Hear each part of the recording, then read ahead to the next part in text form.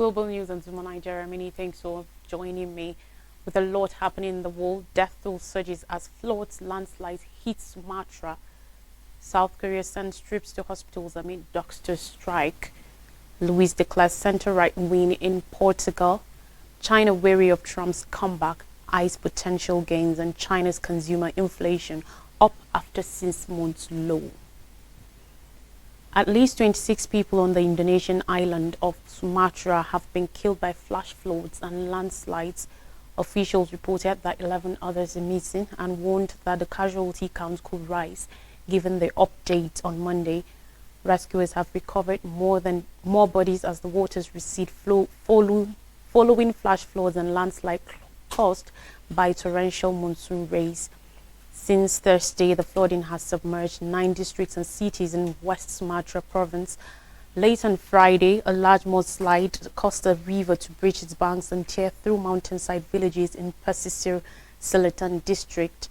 The National Disaster Management Agency said on Monday that relief efforts have been hampered by power outages, destroyed bridges, and roads blocked by thick mud and debris. Spokesman Abdul Muhari said rescuers had recovered more bodies, mostly in the war-hit villages in Pesisir, Selatan, and the neighboring Padang Pariaman districts, bringing the death toll to 26. Landslides buried at least 14 houses, he said. At least 2 villagers were injured in that incident, and he said rescuers were still searching for 11 more people. Over 37 houses and buildings have been submerged in the West Sumatra province, Muhari said. At least 3 houses were swept away by the flash floods and 666 others were damaged. An official from West Sumatra's Disaster Mitigation Agency, Fajar Sukman, said rescue efforts have also been hampered by severe weather. Floods also damaged 26 bridges, 45 mosques and 25 schools, and destroyed 13 roads, 2 irrigation system units, which in turn submerged 113 hectares, that's 279 acres of rice fields, and 300 square meters, that's 320,000 square feet of plantation, the agency said. Heavy rains caused frequent landslides and flash floods in Indonesia, an archipelago nation of more than 17,000 islands where millions of people live in mountainous areas or near floodplains. Talking health matters, South Korea has said it will position military physicians and doctors from public health centers to hospitals rocked by a weeks-long walkout by trainee doctors over government reform plans. Health Minister Cho Kyu-hong said at a meeting on Sunday that nearly 20 military surgeons along with 138 public health doctors will be assigned to 20 hospitals for 4 weeks. The number of military physicians called on to assist so far was only a small fraction of the approximately 2,400 military doctors, according to a Defense Ministry briefing.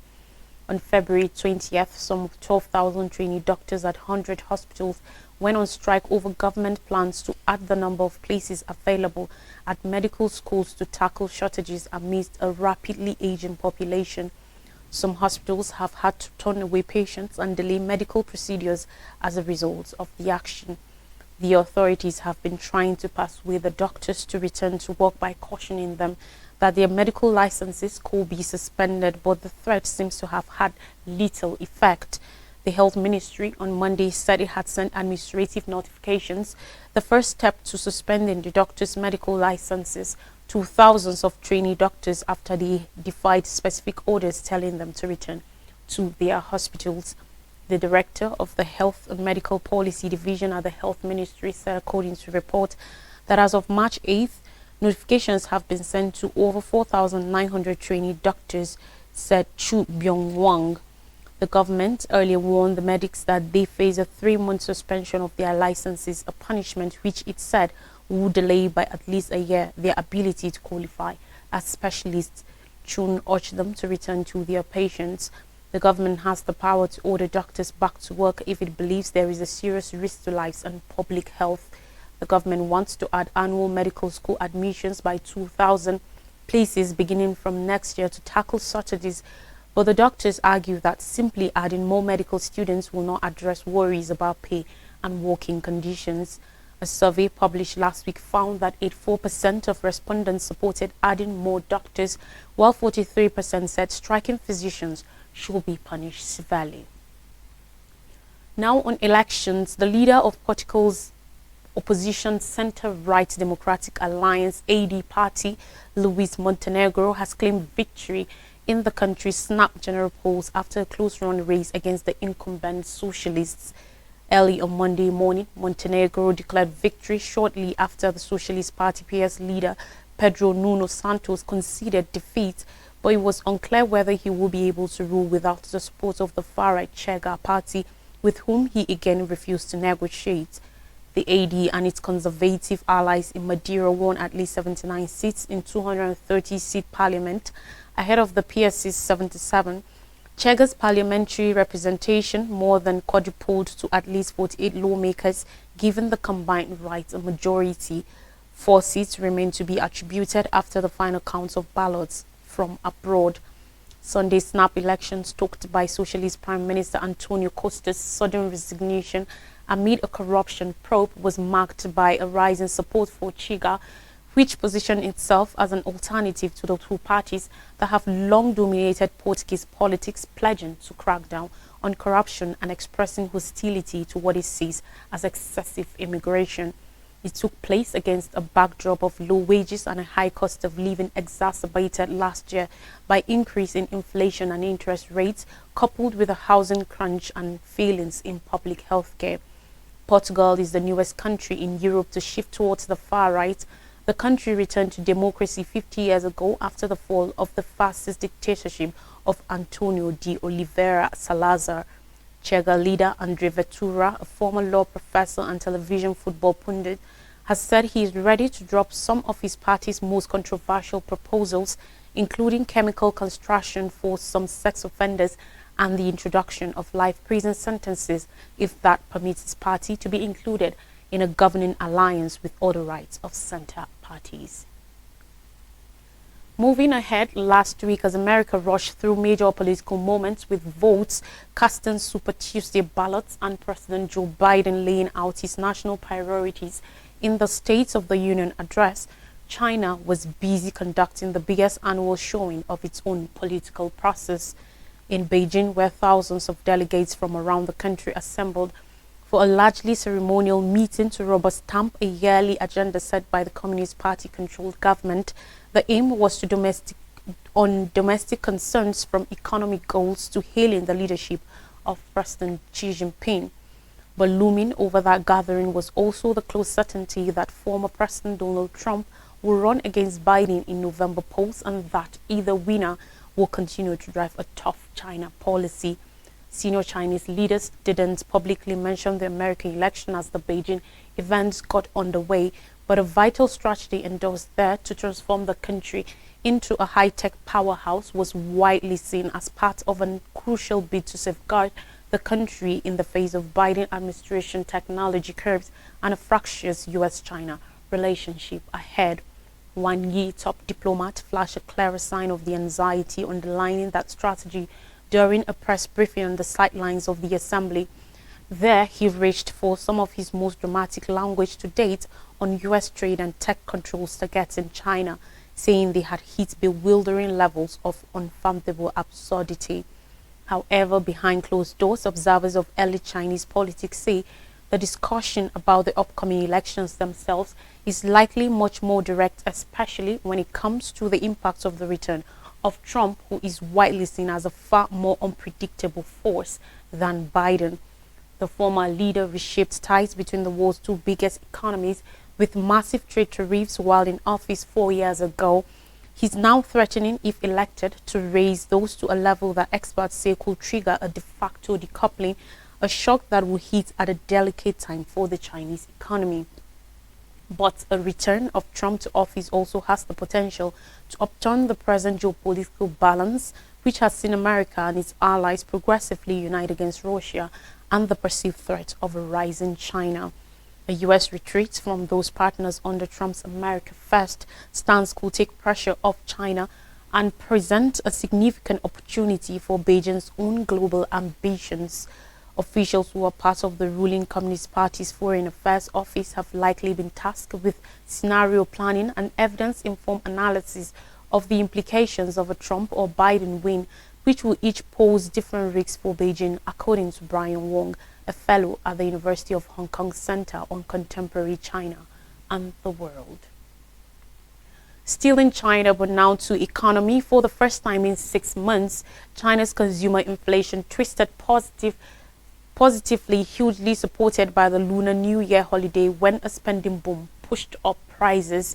Government data showed on Saturday that the consumer price index CPI surged by 0.7% in February from a year earlier versus an increase of 0.3% forecast in the report poll.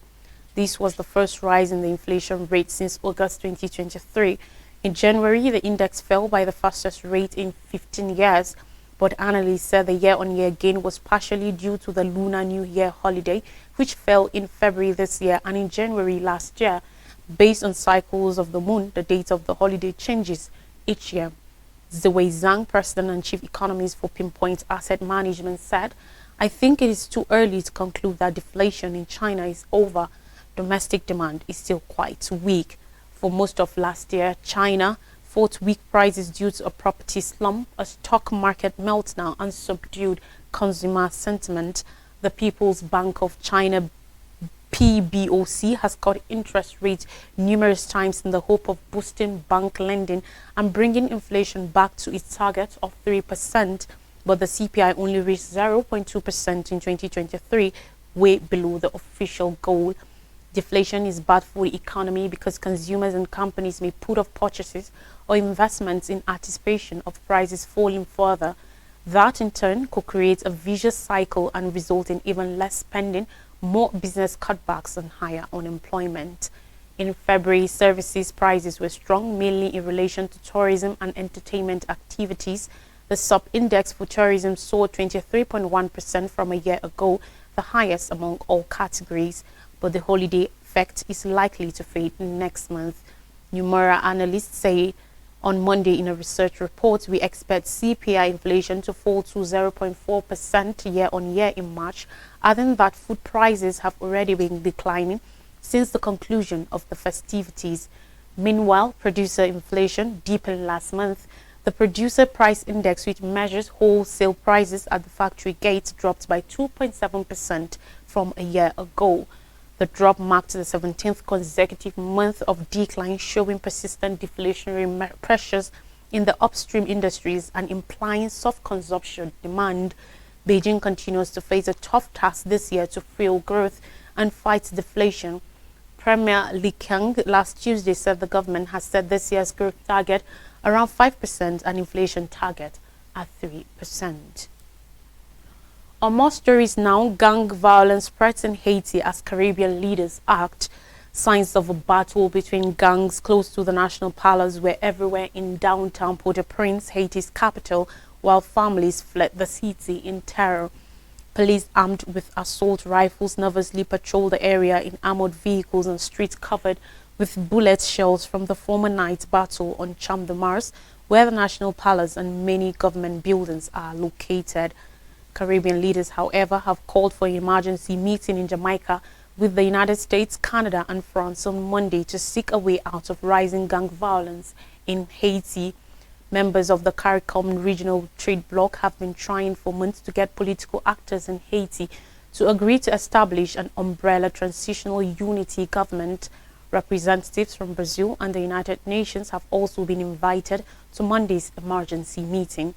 In a statement by the Guyanese President Irfan Ali, acting as chairman of the Caribbean community, said that the institution on the ground remains there and is of serious concern to us.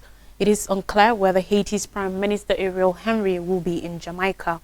Henry had journeyed to Kenya to push for the United Nations-backed deployment of a police force from the East African country to fight gangs in Haiti. He is facing calls to resign or form a transitional council, remains unable to return home. On Tuesday, he arrived in Puerto Rico after failing to land in the Dominican Republic, which borders Haiti. Widespread gang violence has plagued Haiti for closely 3 years, chiefly after the assassination of President Jovenel Moise in July 2021 deepened political instability in the Caribbean nation. Because of Haiti now, US, Germany, EU embassies evacuate staff from Haiti. The United States and other diplomatic missions have started evacuating personnel from Haiti as gang violence in the Caribbean nation's capital, Port-au-Prince, continues to surge. One evacuation operation carrying staffers from the German and European missions was forced to turn down requests to assist evacuate others on Sunday, according to reports, as some in the diplomatic community in Port-au-Prince worry about where gang attacks could turn next. On Sunday, the U.S. military said it conducted an operation to airlift non-essential personnel from the U.S. Embassy and to boost the security of its mission in the capital. Port-au-Prince has seen a wave of highly coordinated gang attacks on law enforcement and state institutions that threatens to oust the government and which has forced tens of thousands of people to flee their homes. Overnight, the U.S. State Department prepared for the evacuation due to heightened gang violence in the neighborhood near U.S. Embassy compounds and near the airports, the embassy said in a post on X early on Sunday. The step was consistent with standard practice for embassy security augmentation worldwide. U.S. Southern Command said no Haitians were on board the military aircraft. It added, according to a National Security Council spokesperson, President Joe Biden approved the operation and remains deeply concerned about the situation. The German and European Union missions in Port-au-Prince have also evacuated diplomatic staff, including their ambassadors, according to report. Haiti's international airport is short due to the insecurity, and its major container port terminal, run by Caribbean Port Services, was attacked and looted on March 8th. In Africa, Ivory Coast Gbagbo to contest 2025 election. Laurent Gbagbo, ex-Ivory Coast president, has agreed to fly his party's flag as presidential candidate in the 2025 polls. Catherine Kony, spokesperson of his party, the African People's Party Côte d'Ivoire, PPACI, which Gbagbo established in 2021, gave the news after a meeting of the party's Central Committee on Saturday. Acquitted in 2019 by the International Criminal Court (ICC) on charges linked to his role in a civil war stoked by his refusal to concede defeat in 2010 election, Gbagbo returned to Ivory Coast in 2021. He lost control of the party he earlier founded, the Ivorian Popular Front (IPF), while imprisoned, awaiting trial in the Netherlands for many years, but he is believed to still retain a large and loyal base of supporters at home. The West African country's next election is anticipated to be held in October 2025. President Alassane Ouattara, 82, who was re-elected in 2020, has not yet said whether he will run again. On more stories, I will bring you stories from Nigeria after this break. Do stay with us.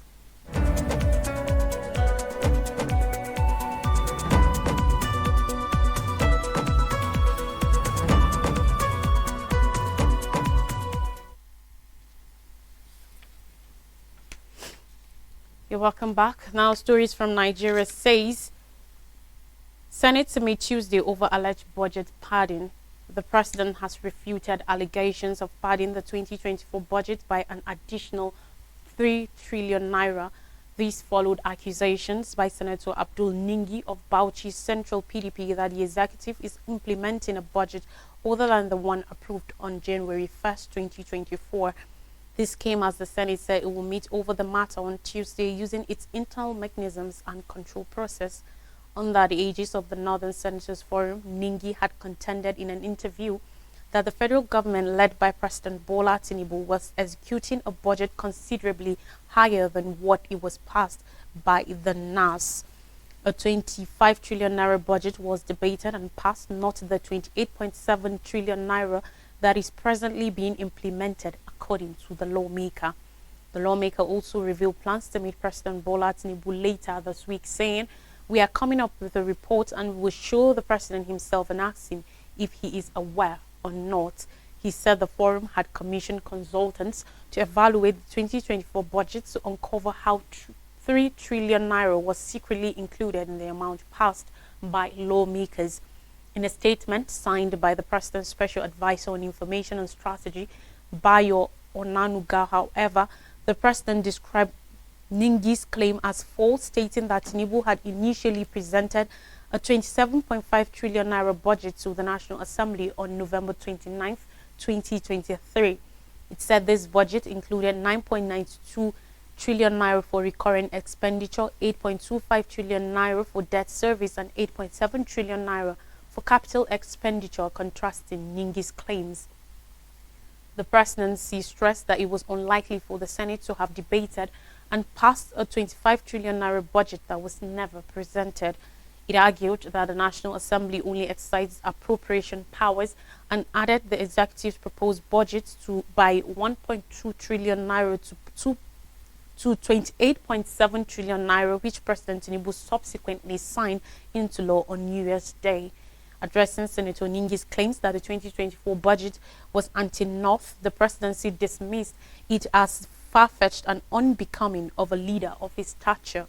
Meanwhile, sons have appeared. Some senators may call for the suspension of the Bauchi senator over the claims, which some of them have described as baseless. The senators are angry with the lawmaker for allegedly making claims that could paint the Senate in a bad light, according to some sources. And lastly, on the news, federal government says schools in 14 states FCT at risk of attacks. Against the milieu of the resurrection of the mass kidnapping of pupils, the federal government has said schools in 14 states and the Federal Capital Territory in Abuja are at risk of attacks by bandits and insurgents.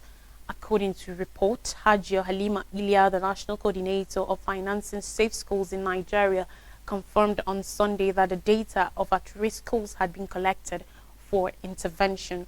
Ilya refused to identify the state, but the commander of the National Safe Schools Response Coordination Center, Nigeria Security and Civil Defense Corps, Ahmed Abodunrin, said they included Adamawa, Bauchi, Borno, Benue, Yobe, Katsina, Federal Capital Territory, Kebbi, Sokoto, Plateau, Zamfara, and 3 others. No less than 465 pupils, teachers, and women abducted in the past week are still in custody of their captors. In the early hours of Saturday, 15 pupils of an Islamia school in Sokoto State were kidnapped less than 72 hours after 287 school children and teachers were abducted from the LEA Primary School and the Government Secondary School, both at Kuriga in the Chikun local government area of Kaduna State. Although 28 out of the 259 captives were reported on Sunday to have escaped, 200 female internal displaced persons were taken away by terrorists in Borno State a few days before the Kaduna incident. The women were kidnapped in Ngala, the headquarters of Gambaru Ngala in Borno State, while fetching firewood in the bush. On Sunday, there were reports that 9 of them had regained freedom, remaining 191 in captivity. Last Thursday, bandits abducted an unidentified number of people in the Goningora community in the same Chikun local government area of Kaduna State, stoking residents to barricade the Kaduna-Abuja Expressway in protest. As a response to the April 2014 abduction of the Chibok schoolgirls, the Safe Schools initiative was launched by the United Nations Special Envoy for Global Education, Gordon Brown, alongside the Nigerian Global Business Coalition for Education and private sector leaders at the World Economic Forum Africa. A recap of major stories says death toll surges as floods landslide hits Sumatra. South Korea sends troops to hospitals amid doctor strikes. Luis declares center-right win in Portugal. China wary of Trump's comeback eyes potential gains, and China's consumer inflation up after 6-month low. And that's all on the news. Thanks for watching. Have a great week ahead.